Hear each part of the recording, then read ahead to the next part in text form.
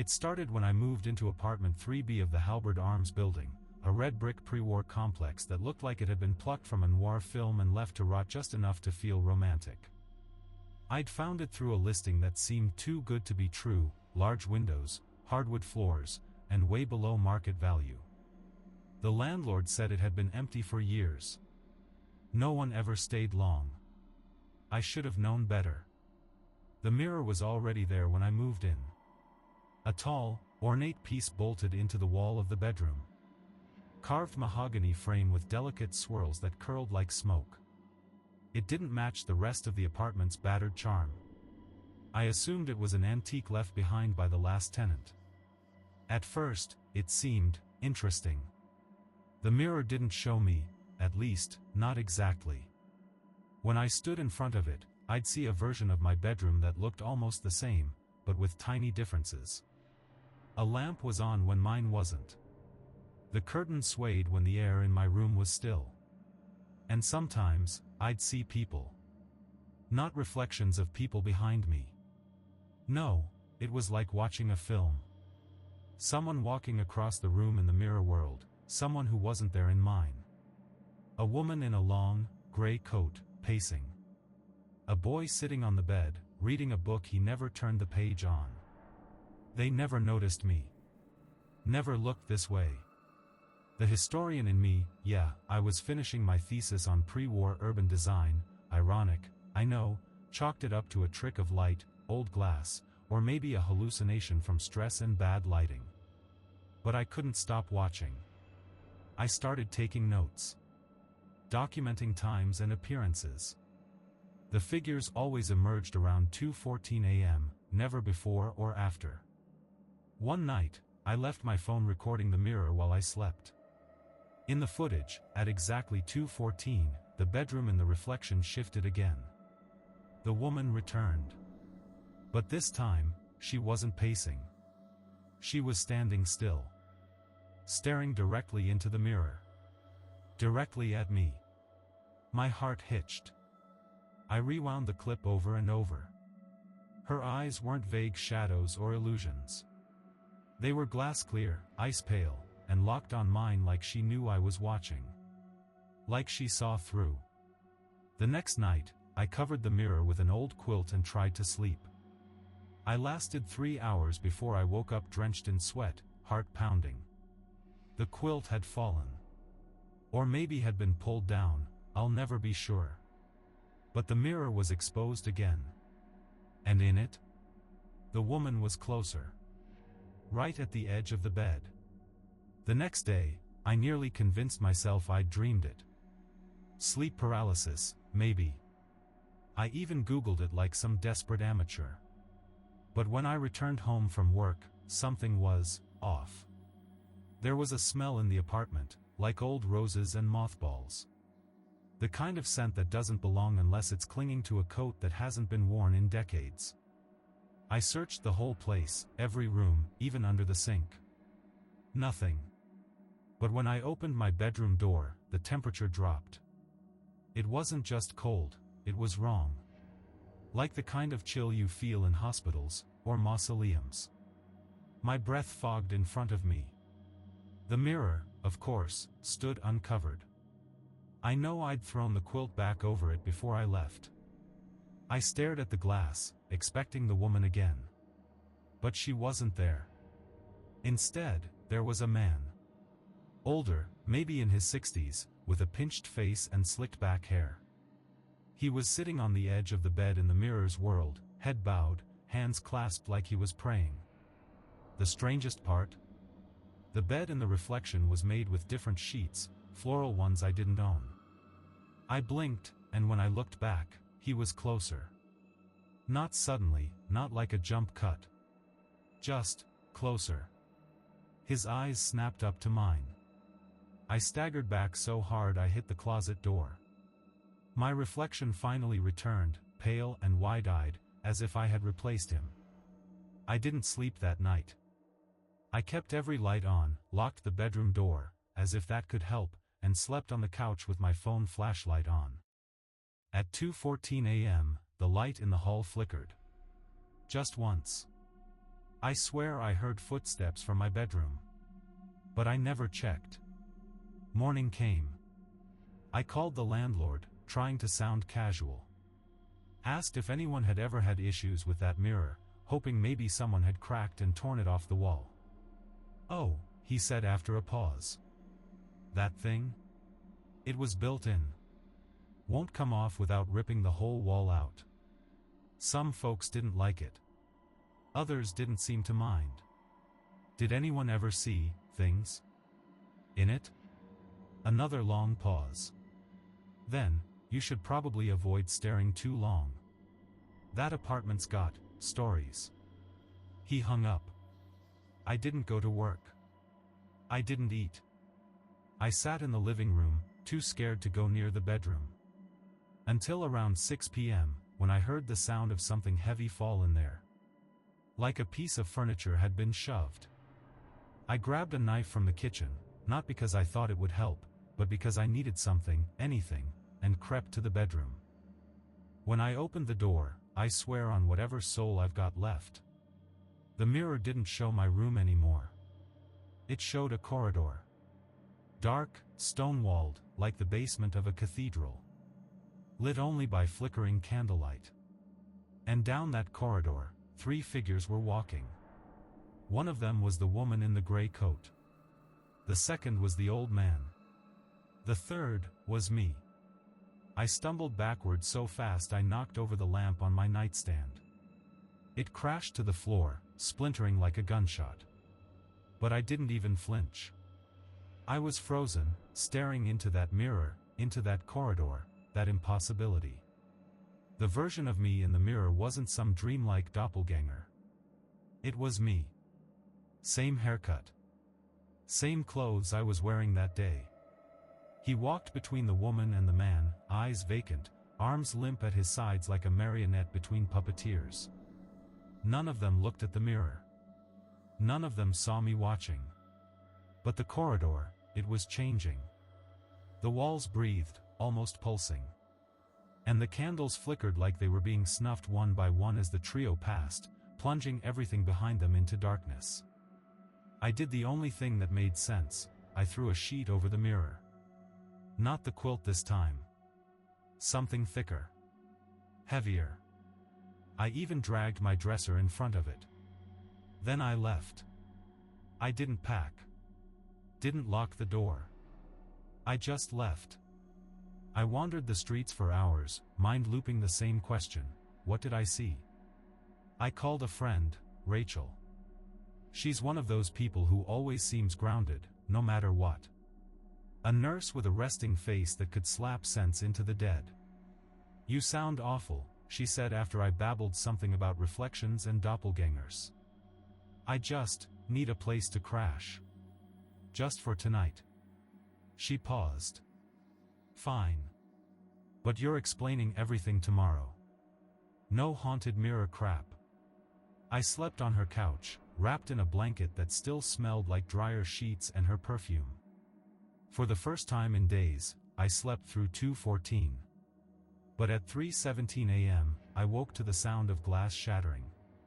In Rachel's apartment. I sat up, heart in my throat. The living room was dark. Silent. Then I heard it, scraping. A long, slow drag across wood. I crept into the hallway, barefoot, every step like a gunshot on the floorboards. The bathroom door was open. Rachel had a mirror in there. A long one, floor to ceiling, mounted to the wall. The sheet I'd used to cover the mirror in my bedroom was hanging from this one. And written across the mirror, in something thick and black, were the words: "You left." He didn't. The mirror was cracked down the center. Not shattered, but split. Like something had tried to come through. And from the crack, something dark seeped. Something wet. The dark liquid, whatever it was, dripped in slow, deliberate rivulets from the crack in Rachel's mirror, pooling on the tile like blood that hadn't made up its mind yet. It wasn't red. It was too black, too thick. It didn't reflect light right. I took a step back, almost slipping, and that's when I saw it, my own reflection. But not me. The figure in the mirror stood in the same position, same posture, but its eyes were wrong. Pitch black, no whites. Just gleaming pits that seemed to pulse. And its mouth, God, its mouth was smiling. Slowly, unnaturally, as if the skin had to remember how. Then it lifted a hand and pressed it against the other side of the glass. The sound it made. I'll never forget that sound. It was like something wet and fleshy slapping against a cold window. But muffled. Distant. Like it was underwater. I ran. I grabbed Rachel and shook her awake, half sobbing, half shouting. She swore, shoved me off, but I dragged her to the bathroom anyway. By the time we got there, the mirror was fine. No crack. No black fluid. No message. Just us. I looked insane. I felt insane. But Rachel saw my face, pale, drenched in sweat, shaking. Her sarcasm died in her throat. She made me tea. Didn't press. The next morning, I went back to my apartment. I don't know why. Curiosity? Guilt? Some compulsion I couldn't shake? I unlocked the door and stepped inside. The bedroom mirror, the one I'd covered, barricaded, was exposed again. The dresser had been pushed aside like it weighed nothing. The mirror was fogged over, like someone had breathed on the glass from the inside. And something had written in the condensation. Just one word. Soon. That night, I noticed a pattern. Every reflection, every glass surface, was starting to shift. It wasn't just that one mirror anymore. It was my TV screen. The darkened window at night. The puddle by the curb when it rained. They weren't behaving like reflections. They showed other things. Hallways. People who weren't there. My own face with expressions I wasn't making. It wasn't just the mirror. It was all of them. And I realized, too late. Whatever I saw in that mirror wasn't content to stay in its world anymore. I started covering everything. Windows. The TV. The microwave door. Even the toaster.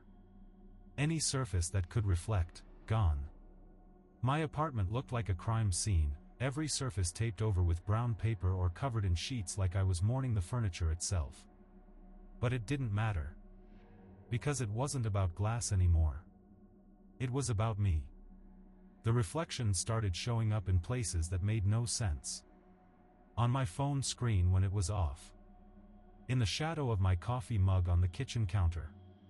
In the sound of my voice when I left a voicemail, I could hear something whispering just beneath the playback. I tried deleting the recordings. I threw my phone in the trash. Burned the papers I'd written notes on. Still didn't help. Every night at 2:14, something new happened. Sometimes the mirror fogged itself from the inside, revealing symbols I didn't recognize, curved, spidery things that looked drawn with a finger. Other times, I'd wake up with the sheets twisted around my legs like someone had tried to pull me out of bed and changed their mind halfway. But the worst part came 3 nights ago. I woke to a sound like cracking wood. Not loud. Just methodical. Like someone snapping toothpicks, one at a time. I sat up in bed, afraid to look. But I did. The mirror was no longer just a mirror. It had depth. I mean that literally, it wasn't flat anymore. The surface bulged outward like the glass had become skin stretched over something inside. You could see veins. Tiny, thread-like cracks like spider legs fanned across its surface, pulsing slightly. And then the cracks started to spread. One by one. Each snap was a new vein. Each one closer to the edge. Something was inside. Trying to come through. I left. I ran. Slept in my car with the rearview mirror ripped off and a blanket over the dashboard. It wasn't restful. I kept dreaming of corridors. Of that version of me walking with the woman and the old man. Of doors that pulsed and breathed. And in every dream, there was a whisper. Always the same phrase. You're already inside. I tried staying with friends again, but it was no use. The reflections followed. Even in Rachel's place, where every mirror had been removed, every screen covered, I'd catch glimpses in the shine of her polished wood floors. Just flickers. A shadow that shouldn't be there. An eye watching from beneath the coffee table. She told me I needed help. Paranoia from lack of sleep, she said. So I agreed to see someone. Dr. Kessler, a sleep specialist with a calming voice and a cluttered office. He hooked me up to a bunch of wires and had me spend the night in a lab. Let's find out what your mind is doing while your body rests, he said. He had a mirror in the lab bathroom. I told him I wouldn't use it. The sleep was dreamless, for the first time in weeks. The machines beeped softly, and I felt safe for a few hours. Until they checked the video footage the next morning. I wasn't in bed the whole night. At exactly 2:14 a.m., the footage showed me sitting up, calmly removing the sensors, and walking out of the frame. I never touched the door. They found me asleep in the hallway, curled up against the lab wall. When they woke me, I had no memory of it. But the security guard, he wouldn't talk to me. Just handed Dr. Kessler a flash drive and quit the same day. They showed me the footage later. At 2:16 a.m., I walked down the lab hallway. Behind me, following at a slow, steady pace, was a tall man in a long gray coat. Same one I'd seen in the mirror. Only now, he was here. The camera glitched when he moved. Like it couldn't quite capture him. Frame after frame, he got closer to me. At 2:17, I stopped walking. He stopped too, just behind me. Close enough to breathe on my neck. But I didn't turn around. I just stood there, eyes open, smiling. Exactly like the version of me in the mirror had. Then I whispered something. They boosted the audio. It was faint, like it came from far away. He's almost finished. I haven't been back to that lab since. I'm starting to think this isn't about the mirror anymore. It's about what it let in. I came home today to find something waiting. The mirror in my bedroom, the one I had once covered, barricaded, avoided, was shattered. Not broken into obvious shards like you'd expect. It had disintegrated. The frame remained bolted to the wall, perfectly intact.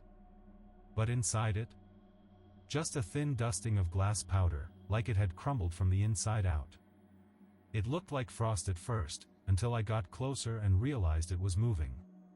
Just barely. Like it was breathing. I didn't touch it. I swept it into a jar, sealed the lid, and shoved it in a kitchen drawer. But the moment I turned my back, I heard it whisper. My name. I opened the drawer. The jar was still sealed. Still full. But the dust was arranged differently, now in spirals across the inner glass.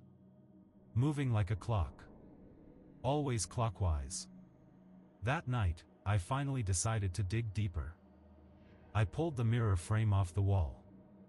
Behind it was a patch of crumbling drywall, and behind that, an old, rotting cavity. Inside, there were things. A doll's head. Charred at the top, its plastic face melted into a scream. A page from a journal, water-stained but legible, he watches from the corner. Not always in the glass. Sometimes, inside me. And a photo. Of me. Except it wasn't one I'd ever taken. I was standing in my kitchen. Wearing clothes I hadn't worn in years. My hair was shorter. I was smiling. But behind me, in the reflection of the window, the tall man in gray. Closer than ever. I dropped everything and ran to the bathroom, turned on the faucet, splashed my face. Looked up. The mirror. He was behind me again. But this time, his hand was on my shoulder. I spun around. Nothing. Just steam and silence. But when I looked again, there was a smudge on the glass. A perfect, hand-shaped smudge. Still wet. Still warm. That night, I didn't sleep. I didn't even lie down. I sat in the living room with every light on, wrapped in a blanket, knife clutched in hand. My heart thudded with every sound, every tick of the radiator. I tried to tell myself it was all in my head. That it had started with the mirror, but maybe I was cracking. Hallucinating. Sleep deprived. Then, around 1:52 a.m., the scratching began. At first, I thought it was the wind against the window. But it was rhythmic. Deliberate. Scratch, scratch. I followed the sound to the bedroom. The mirror, what was left of it, still hung there, a frame without purpose. But the scratching wasn't coming from it. It was coming from beneath the bed. You know that feeling when your legs just refuse to move? When logic says there's no way anything is under there but your body tells you it's safer to run? Yeah. That. But I got on my hands and knees. Slowly. Quietly. I lifted the edge of the sheet. There was nothing under the bed. Nothing except a reflection. I swear to you, underneath that bed was a floor, and a wall, and the exact angle of my room. But reversed. Like looking into a mirror lying flat. And staring back at me? The boy. The one I'd seen in the mirror before. The one who used to sit on my bed and read. Except now, he wasn't reading. He was staring up. Mouth stitched closed. Skin gray, like old wax. And in his hand? A shard of the mirror. Long and sharp and glinting in the darkness. He raised it slowly. I scrambled back, heart jackhammering, and knocked over my dresser in the process. By the time I had the courage to look again, it was gone. Just my dusty floorboards. Nothing else. But when I checked my arm, just below the sleeve, there was a fresh cut. Thin. Precise. Almost surgical. Like it had always been there. Like someone had reached through. The next morning, I found the cut was gone. No scab. No mark. Not even the faintest line. Like it had never happened. Except it had. I remembered the sting. The warmth. The way the blood had beaded along my skin before vanishing into the air like smoke. I called in sick to work. Not that I expected to have a job much longer, I'd missed too many days already. But none of that mattered now. I had to understand what was happening. I started researching the building. Halberd Arms. Tried digging through city archives, scanning microfilm, hunting anything about the mirror or its past. I even spoke to the oldest tenant I could find, a shriveled man on the 5th floor who smelled like cigarettes and celery. He said one thing I'll never forget. That mirror, he rasped, used to be in 3D. Back when it was a boarding house. But the woman who lived there, she wasn't right. Kept saying the mirror didn't show her anymore. Said it borrowed someone else's eyes. Took her reflection. Took it. She smashed it to pieces. Cops found her standing in the middle of her room, eyes sewn shut. She'd done it herself. Said if she couldn't see them, they couldn't find her. I left before he could say anything else. That night, I covered every reflective surface again. Even the puddles forming outside from the rain. I poured salt across my windowsills. Lit candles. And for a while, it was quiet. Until the knock came. Soft. Measured. Coming from my bathroom mirror. It knocked twice. I stood there, frozen, staring at the covered glass. Then I knocked back. Once. A pause. Then it knocked again. Twice. I pulled the sheet down. The mirror was black. Not like darkness, empty. Like someone had painted over it with void. Then, slowly, something pressed against it from the other side. A face. Mine. But it wasn't mimicking me. It didn't move when I did. Its eyes didn't blink. They were too wide, too still. Its mouth moved. Not speaking. Just opening. And from the glass, I heard a voice in my own rasping whisper. You see through me. Now I see through you. That was last night. Today, every time I look into someone's eyes, on the street, in a reflection, even a photo, I see my face staring back. Only it's not quite me anymore. It smiles too wide. I started taping over the camera on my phone. Every lens. Every screen. I even stopped looking at people's glasses, afraid of catching my own gaze staring back. It didn't matter. Every night now, I dream of places I've never seen. The corridor with the candles. A spiral staircase that descends endlessly, carved into wet stone. And most recently, a room. Circular. Stone walls. No windows. Just a single mirror standing in the center, floating a few inches off the floor. No frame. No base. Just hovering, like it was waiting for something. The dreams felt different. Like memories instead of imagination. Every time I woke up, I had the taste of iron in my mouth. The weight of something heavy on my chest.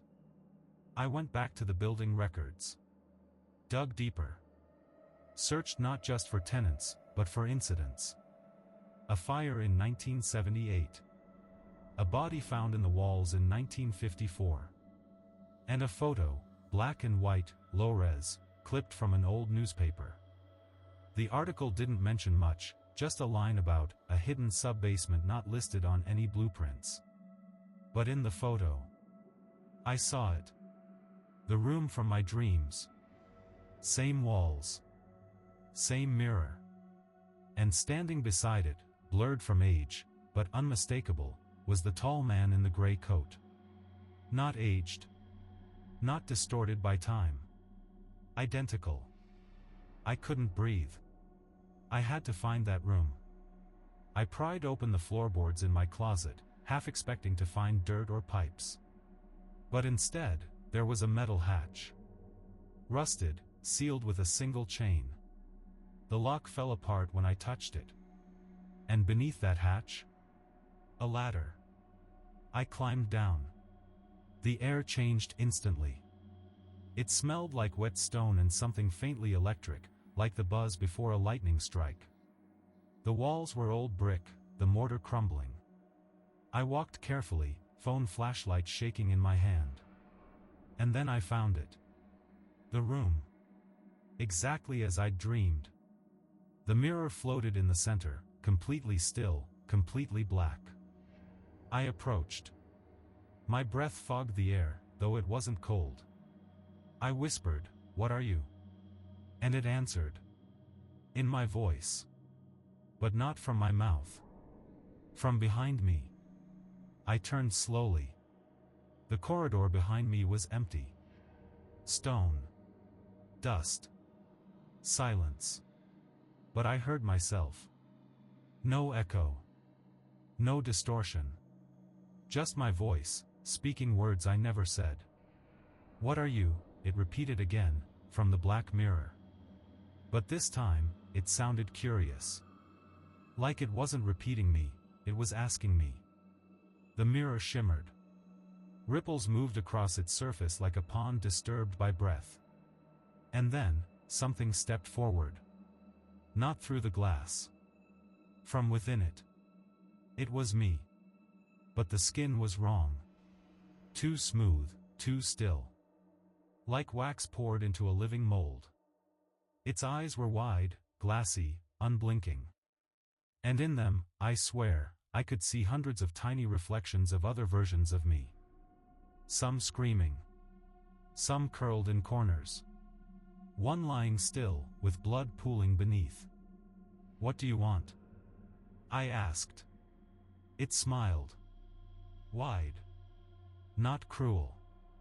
Not kind. Just hungry. "To finish what you started," it said. Then it lunged. But not with its body, with mine. I felt it hit me, not physically, but in my mind. A crack. A shudder. Like someone opening a trapdoor inside my skull. Visions poured in, corridors I'd never walked. Words I'd never spoken.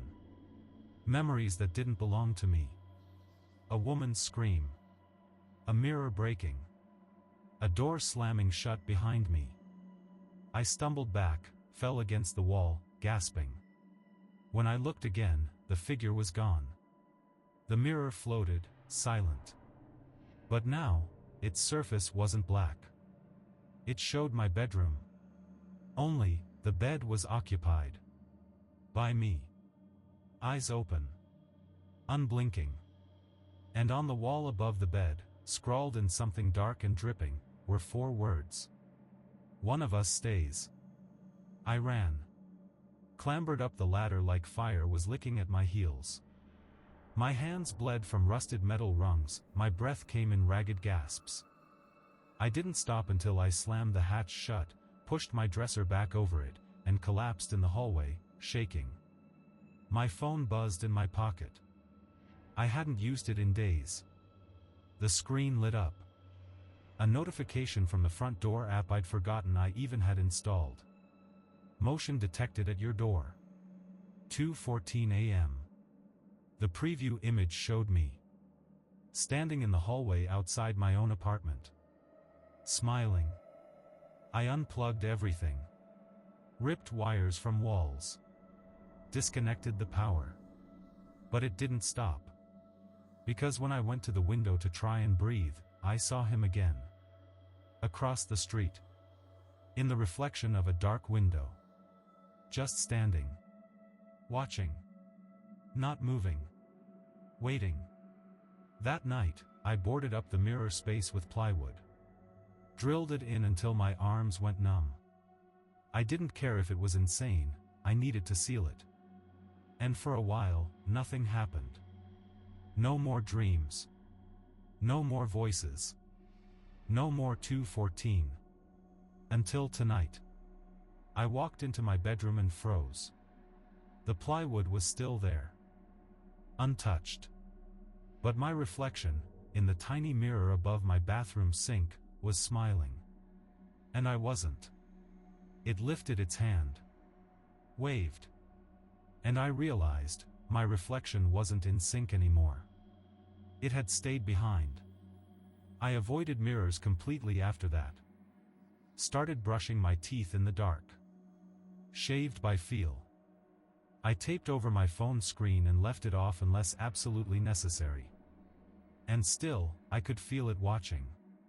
Not just in mirrors anymore. In glass. In water. Even in people's eyes. Especially their eyes. Everyone I spoke to in the last week, cashiers, baristas, strangers on the subway, would pause mid-sentence, tilt their head slightly, and smile. Just for a moment. Just enough to make my stomach twist. And their pupils? Wrong. Too wide. Too still. Then, last night, I caught my reflection in a storefront window. I was walking past a laundromat, one I'd never been in, and glanced over. There I was. Staring back. But he wasn't walking. He was standing still inside the glass. Hands at his sides. That same wide grin, like his mouth had been cut longer than it should have been. And behind him, inside the mirrored laundromat, I saw others. More of me. Dozens. All watching. All smiling. I backed away. Almost got hit by a car doing it. People yelled, but I barely heard them. Because when I turned around, there he was. Standing at the end of the block. The tall man in the gray coat. Still. Silent. But this time, he raised one arm and pointed. At me. And the reflections behind him all did the same. That night, I didn't go home. I wandered for hours, then ended up in a motel on the outskirts of town. No mirrors. Just a blank TV I kept covered with a towel. But at 2:14 a.m., I woke up. The air was buzzing, electric. And carved into the wall above the motel bed, deep, like with fingernails, were 4 new words. You're not the first. I didn't sleep after that.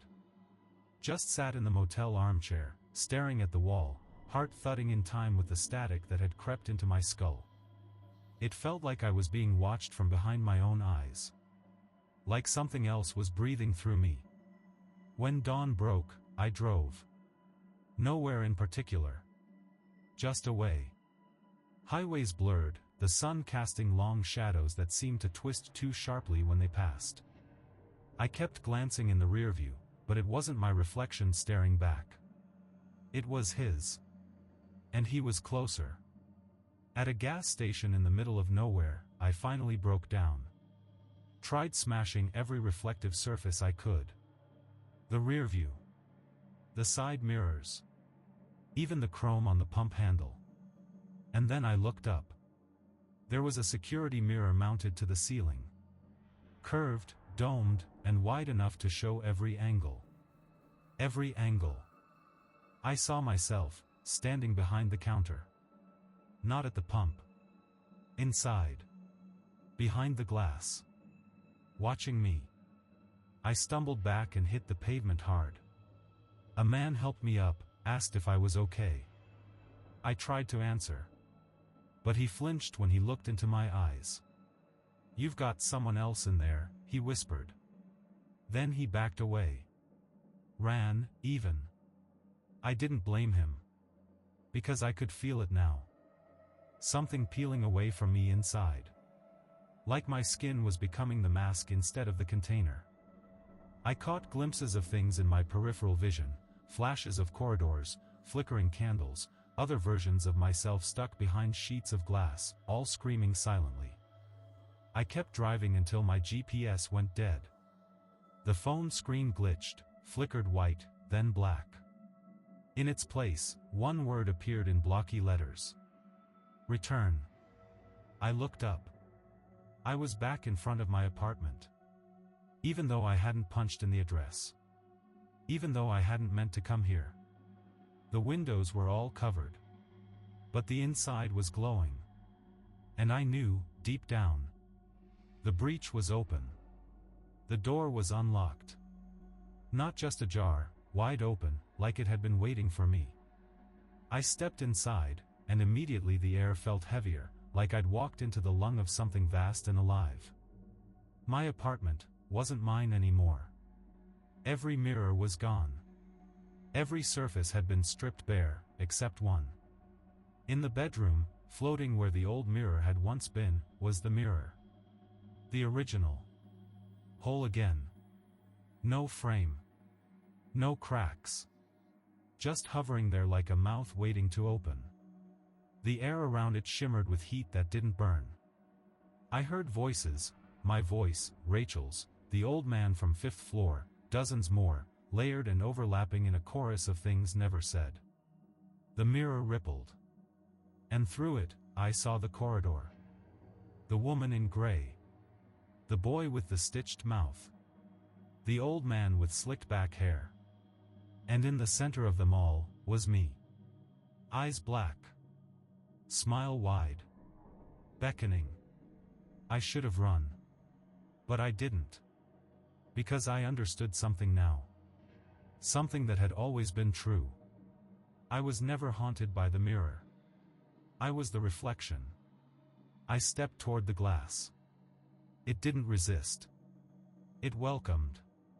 Cold, liquid surface parted around me like silk. I crossed through. The corridor closed behind me. And now I stand here. Inside the mirror room. Watching. Waiting. You'll see me soon. Not when you expect it. Maybe in your bathroom. Maybe in the window of a train. Maybe when you look into your phone just a second too long and realize the face blinking back isn't quite yours. When it happens, don't look away. It's rude not to wave back. The end.